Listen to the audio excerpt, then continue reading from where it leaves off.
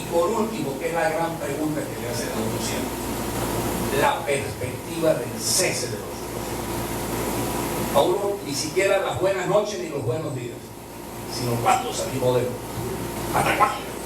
Y a veces se le increpan a uno, ¿no?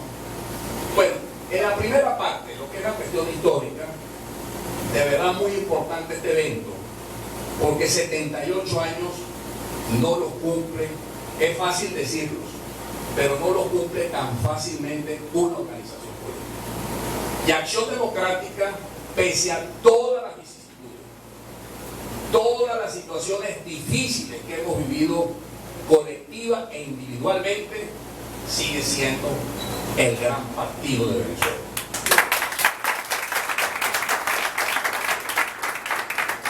Y es que tenemos compromisos, como decía José Martí, los muertos hablan. Nosotros tenemos muchos muertos en este partido. Tenemos muchos jóvenes muertos, producto de la persecución de este régimen. Y ellos nos hablan a nosotros todo el tiempo. Recordar nuestra historia, nuestro compromiso de lucha, porque nosotros no somos un partido de burócratas cesantes. No andamos buscando cargos, somos la Revolución Democrática en marcha, es el pueblo organizado, hecho partido, esa es Acción Democrática.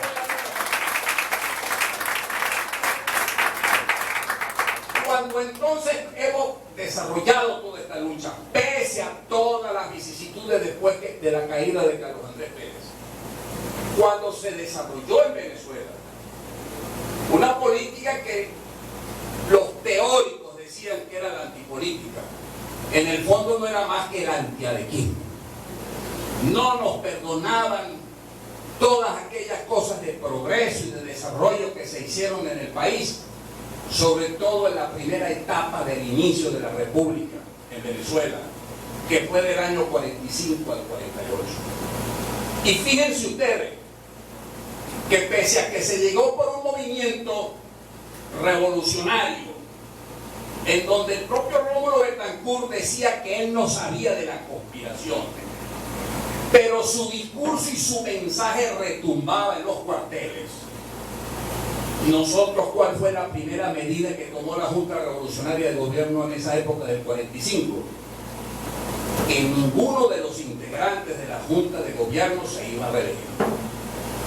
Y que se convocaban elecciones universales, directas y secretas para entrar en ese proceso de formación del poder público.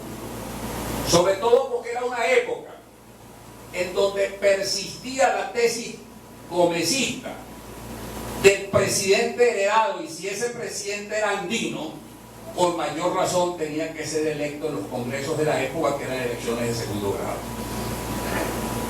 Pudo haber hecho Betancourt en esa época algo similar y haber dicho, bueno, mire, nosotros vamos a durar aquí tantos años, porque como acabamos de salir de una dictadura, necesitamos como recomponer el piso político, económico y social de la nación. Y sin embargo, ya les acabo de decir, se convocaron elecciones, vino la elección de la constituyente, allí por primera vez votaron las mujeres, los jóvenes supieran leer o escribir, mayores de 18 años, es decir, se democratizó, se amplió el espectro de participación. Por eso cuando aquí empezaron a inventar el tema de la democracia participativa, verdadera participación era cuando en aquella época apenas cientos de personas eran los que elegían al presidente y a los congresistas. De repente eso se llevó a 1 millón de venezolanos que dirigieron su voluntad para elegir después a Rómulo Gallego y al Congreso de la época. Es decir, nosotros tenemos una motivación transformadora a los jóvenes que están aquí. Este no es un simple partido electorero. Nosotros tenemos una historia. Y cuando llegamos al poder en esa época, en un presupuesto que el 40 o el 30% era suministrado por otras fuerzas, y el mayor ingreso, que era el petrolero, ahí nosotros no teníamos mayor participación como Estado. En esos 3 años se aumenta la producción petrolera, o el ingreso petrolero llegó a transformar el presupuesto nacional casi en un 60%. Ahora, esa participación petrolera mayor para tener una nueva oligarquía, o porque nuestros dirigentes se iban a confabular entre ellos y se iban a robar la plata. No. Con ese dinero se hicieron escuelas, se hicieron acueductos rurales, se hicieron carreteras, se hicieron universidades, se hicieron hospitales, se hicieron vías de comunicación, se desarrolló una política social, se le comenzó a dar crédito a los agricultores, se creó la CDF y de allí se estableció una política de crédito tanto para el pequeño y mediano industrial como para el campesino y el agricultor. Eso se acabó hoy día. Entonces fíjense ustedes que la estrategia de ese momento era diversificar un aparato que estaba cerrado por unas oligarquías que detentaban el poder para que el pueblo llegara al poder como efectivamente llegó con la candidatura de Rómulo Gallego. Después ya la historia lo sabemos. Tumban a Gallego. Vienen los 10 años de la dictadura de Pérez Jiménez. ¿Acaso nos acabamos? Sufrimos, como no. Hubo persecución. Pero como lo acabo de decir, no éramos un partido de burócratas cesantes, sino que nos arremangábamos la camisa aquí en el codo y le metíamos como el carnicero a la res la lucha política, y por eso este partido se convirtió en la vanguardia de la resistencia que dio al traste de la dictadura de Pérez Jiménez 10 años más tarde. Esa es nuestra heredad, compañeras y compañeros. Esa es nuestra historia. Y trato de transmitirles a ustedes en este momento la sangre vital, la emoción que nos embarga cada uno de nosotros, que vamos a arribar a 78 años de existencia política. Y hace 15 días en Maracay hicimos un estupendo acto con más de 6.000 dirigentes, donde le demostramos al mundo entero que Acción Democrática es el partido que va a dar al traste con esta tiranía usurpadora de Nicolás Maduro.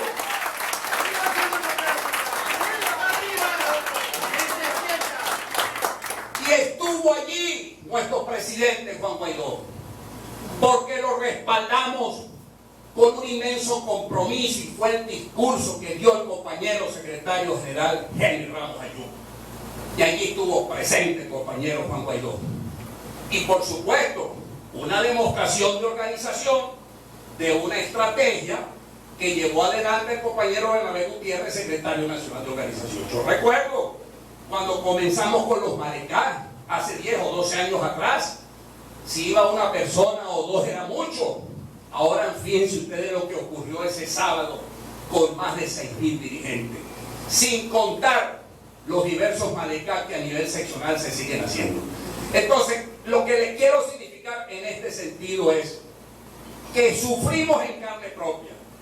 Y cuando aquí entró entonces esa política antiadeca que llevó al traste la presidencia de Carlos Andrés Pérez, no quiero justificar errores que podamos haber cometido, pero a Carlos Andrés Pérez no le dejaron terminar su periodo a 6 meses de las elecciones. Esa es la gran verdad.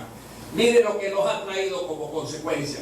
Y sin embargo, el partido no abandonó su lucha, pese a que estamos ilegalizados, pese a que en este momento tenemos al primer vicepresidente del partido y primer vicepresidente de la Asamblea preso. Aquí estamos los adecos, pie firme hacia adelante, sin ningún tipo de pesimismo ni de posiciones acobardadas de cada uno de nosotros. Ahora bien, con esta historia, viendo lo que está aconteciendo con el país, ¿qué teníamos que hacer? Esta militancia que forma parte de esa raza buena, humilde, que ama y sufre, como lo decía Gallego. Tenemos una disciplina para perros, una carta que le mandó Rómulo Betancourt a Raúl Leoni por allá en los años 30, porque tenemos una disciplina férrea en el sentido que nos unen los principios y los valores. Somos un partido cuyo ápice fundamental en este momento es la reconquista de nuestra libertad y de nuestra democracia. Una de las grandes cosas que se logró precisamente en el gobierno de Acción Democrática fue la descentralización, que el pueblo podía escoger libremente a sus gobernadores y a sus alcaldes.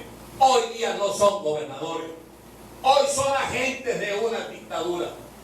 Gobernadores aquel, como en el caso de Rosales Peña o en mi caso en Mérida, que atendíamos al pueblo, que no le pedíamos carnet de la patria a nadie. Para nosotros la necesidad no tenía color político. Atendíamos a la gente, desarrollábamos a nuestros pueblos. Hoy día son agentes que están allí, que solamente lo que están aplicando son las decisiones que vienen de Caracas para ver de qué manera siguen manteniéndose en el poder. Lo acabo de decir, internacional, institucional montada. Una artillería dirigida hacia un solo objetivo, que es el cese de la usurpación. Acción Democrática no se ha quedado con los brazos cruzados en esa lucha. Nosotros hemos tenido la impronta en el campo internacional cuando en el año 2016 llegó el compañero Henry como presidente de la Asamblea. No teníamos apoyo internacional. Si íbamos a Colombia estaba Santos. Si no íbamos a Ecuador estaba Correa. Nos íbamos para Brasil estaba Lula. Si nos íbamos para Argentina estaban los Kirchner. En el caso de Bolivia, que por cierto me parece raro que hoy día Bolivia está votando en contra del régimen. Es decir, que en ese momento, en el 2016, ¿cuál era la correlación de fuerza en la OEA? 20 votos a favor del muerto y escasamente 5 o 6 votos a favor de nosotros. Comenzamos, compañeros, con una estrategia como es la escuela nuestra, de casa por casa, parlamento por parlamento, cancillería por cancillería. Nos fuimos desde enero del 2016 con una estrategia de ofensiva parlamentaria internacional por instrucciones en ese momento del presidente de la Asamblea, que era Henry. Y comenzamos a visitar cada uno de estos países hasta que llegamos a junio del año 2016, cuando se presentó el primer informe de Luis Almagro, y allí se obtuvo por primera vez 20 votos, que fue una gran celebración desde el punto de vista espiritual, porque se iniciaba el principio del fin. Y estamos en una campaña diciéndole a cada uno de esos países que no se dejen manipular, porque los primeros que comenzamos con una política social a los países del Caribe fueron precisamente los gobiernos de Acción Democrática con el Pacto de San José, que permitió que incluso entre México y Venezuela se les vendiera a los países del Caribe petróleo por precio debajo del mercado, pero no se les pedía ningún tipo de hegemonía política a favor nuestro. En todo caso, esa lucha está planteada todavía, y le hemos dicho a los países más importantes de América, que tienen influencia en los países del Caribe, que tienen que desarrollar ahí una estrategia para ablandar mucho más la situación de algunos países del Caribe en torno a la relación de Venezuela. Pero fíjense ustedes, comenzamos con esa estrategia y eso comenzó a darnos resultados, y estoy hablando de apenas hace 3 años, cuando entonces comenzamos a recibir pronunciamientos del Parlamento Europeo, de la Unión Europea, del Parlatino, del Parlasur, de congresos en todas partes del mundo, y hoy día tenemos 60 países que están reconociendo a Juan Guaidó. Eso es producto del esfuerzo que todos nosotros comenzamos. Ahora, ¿qué era lo que estábamos planteando en ese momento? Arriesgando incluso nuestras vidas, porque llegaron a suspender hasta nuestros pasaportes, los anularon. Yo tengo que estar saliendo por aquí, por el puerto, que ustedes lo conocen porque muchos marines me he encontrado allí, o saliendo por las trochas cuando trancan ahí el puerto de Santander. Sus hijos, sus sobrinos y sus nietos regresen cuanto antes a la reconstrucción del país, porque eso va a ser así. Incluso en diciembre del año pasado nosotros aprobamos en la Asamblea la ley de migración de retorno, que está dentro de las leyes sancionadas del Banco de Leyes.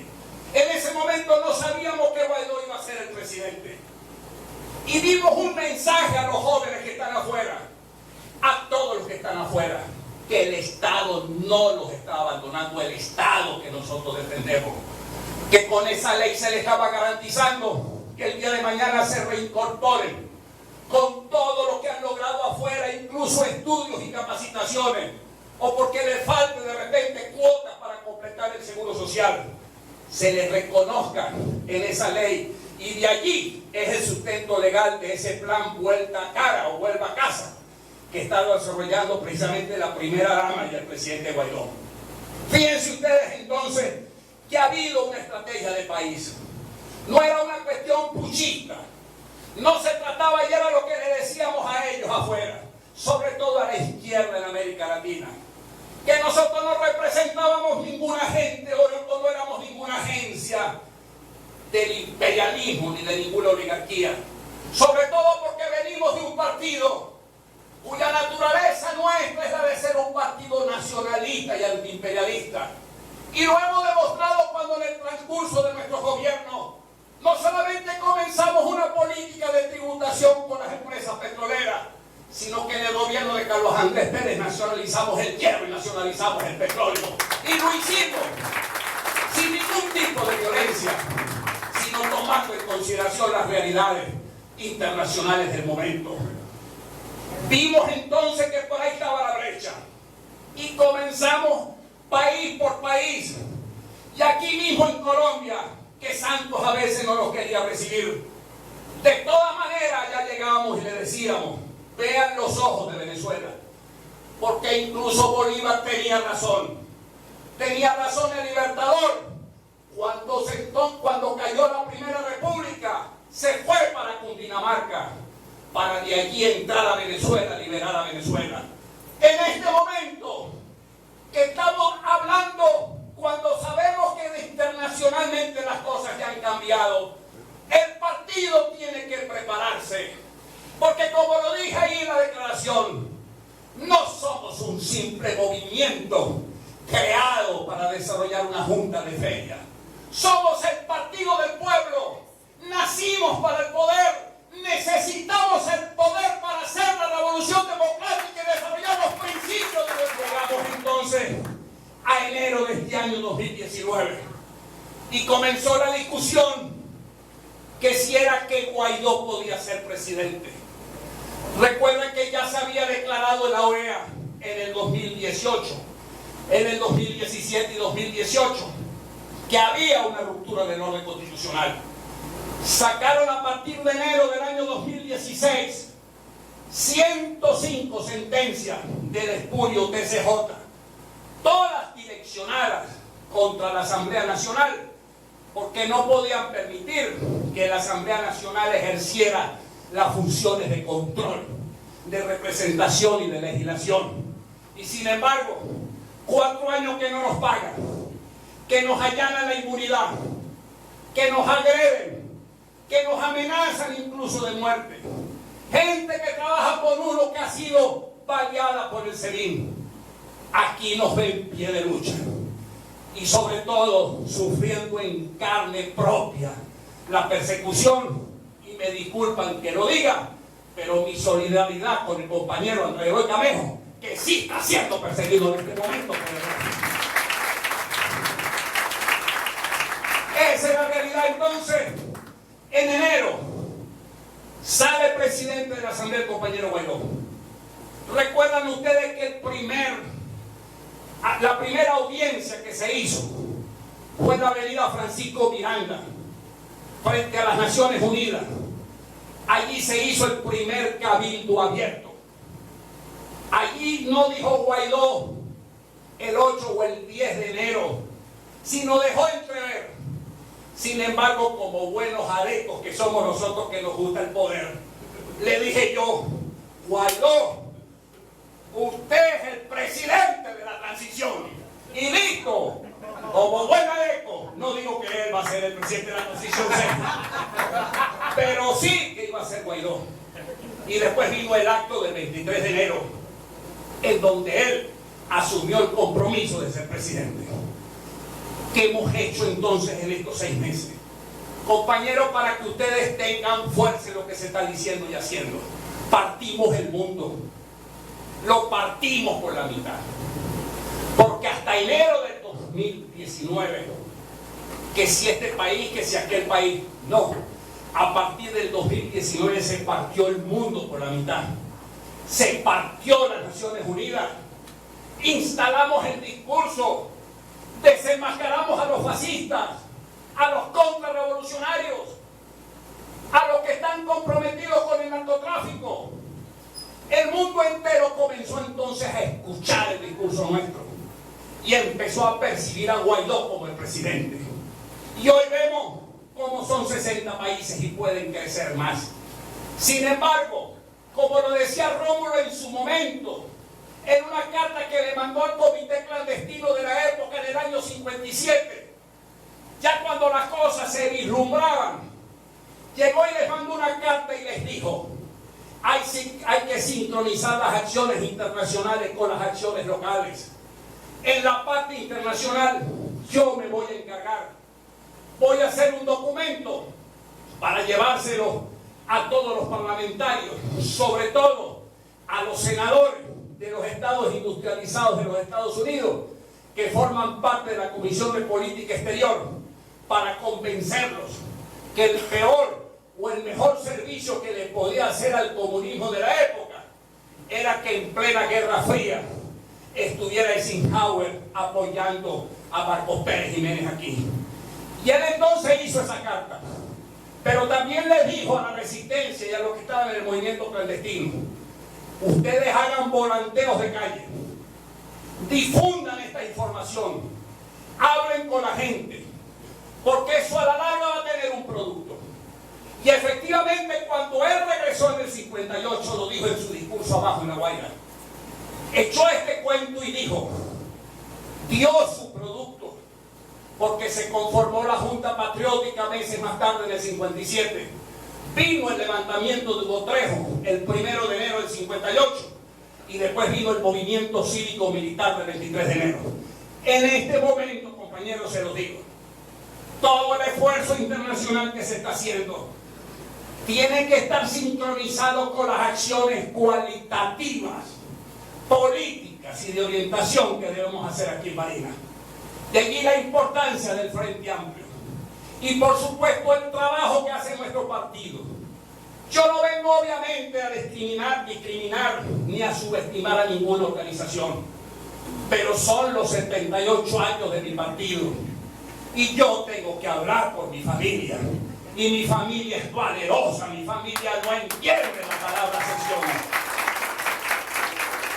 Y estoy seguro que unidos, y Rómulo lo dijo en el meeting de 1958 en septiembre, cuando fue a la conmemoración de los 17 años de la fundación del partido en Maracaibo, que en ese momento entonces hubo una celebración nacional en Maracaibo. Ese mismo día, en diferentes partes del país, refleja la prensa de la época, habían manifestaciones igual del partido en diferentes locales. Y él en ese discurso dijo estas cosas, que precisamente como el partido no era de burócratas cesantes, como para nosotros era vital ser el partido de la vanguardia en la conducción de la resistencia, que nos trajo como consecuencia la pérdida de líderes como Ruiz Pineda y Carneval y Luis Hurtado Higuera y otros tantos más, Pinto Salinas. Sin embargo, dijo él allí, ese mismo mensaje llegó al resto de los partidos políticos. Y cuando el resto de los partidos políticos entendieron el mensaje y la necesidad de la unidad, se dio el 23 de enero. Se lo digo aquí, compañeros, todos los mecanismos internacionales están en el camino. Hoy mismo, cuando aplican el diálogo, cuando solicitan la reunión de consulta, el órgano de consulta, que está integrado por los cancilleres de los países que suscriben el diálogo, y nosotros allí hemos tenido participación preponderante de la fracción nuestra, porque en mayo de este año se presentó en primera discusión el diálogo y después en julio se aprobó en segunda. Tuvimos una posición preponderante, y yo les digo esto porque no es porque nosotros seamos más sabiondos que los demás, sino que forma parte de nuestra teología política, forma parte del criterio y del pensamiento nacionalista y democrático del partido y de su fundador Rómulo Betancourt. ¿O acaso que hemos olvidado la doctrina Betancourt? ¿Acaso que no fue Rómulo Betancourt el primero que planteó en la OEA el TIAR? En el sentido de que no se podía permitir que llegara a la OEA gobiernos que tuvieran orígenes dictatoriales. Hoy día, cuando nosotros entonces hablamos por el TIAR, nos trasmontamos a esa época. Yo no les vengo a hablar a ustedes con la frialdad del académico. Yo no soy ningún intelectual ni nada por el estilo. Yo simplemente les vengo a hablar con el alma. Les transmito lo que siento en el alma, porque hemos reencontrado el alma alegre y esa alma alegre es indestructible, imparable.